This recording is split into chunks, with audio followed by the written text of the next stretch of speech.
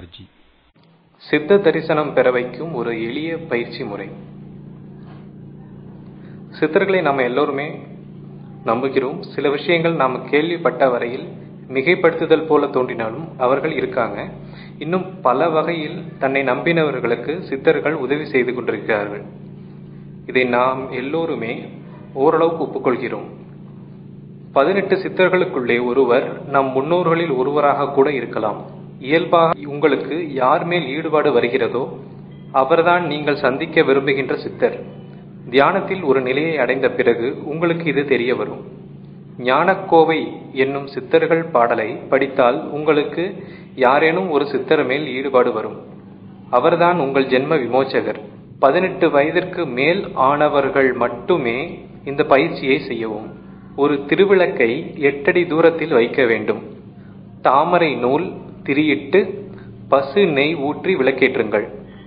ஒரு சிறிய காசி சொம்பில் சுத்தமான தண்ணீர் எடுத்து விளக்கு முன் வைக்கவும்.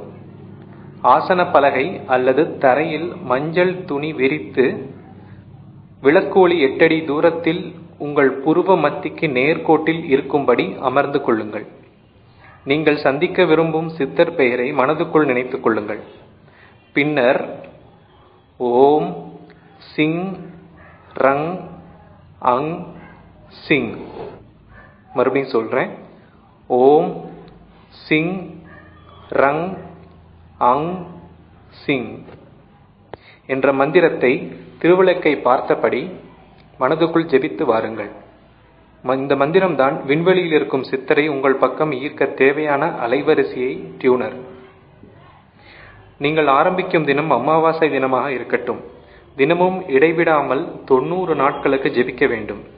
நீங்கள் பயிற்சி மேற்கொள்ள வேண்டிய நேரம் இரவு 8 இலிருந்து 9 மணி வரை. இந்த 1 மணி நேரத்தில் உங்களால் எவ்வளவு ஜெபிக்க முடியுமோ அவ்வளவு ஜெபிக்கலாம். எண்ணிக்கை முக்கியமில்லை. ஜெபம் முடிந்த பிறகு இரவு உணவாக படையல் செய்த பழங்களை உண்டு பின் காசி சொம்பில் நீரை அருந்தவும். இரவு உணவாக பால் சாதம் சாப்பிடலாம்.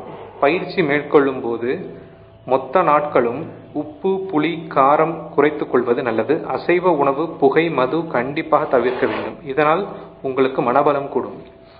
கண்டிப்பாக 90 நாட்களுக்குள் உங்களுக்கு சித்தர் தரிசனம் கிட்டும். எதையோ எங்கெங்கோ முயற்சிகள் வீணடிப்பதை விட நேரடியாக சித்தரையே தரிசனம் செய்து விடுதல் நலம். நன்றி. RG.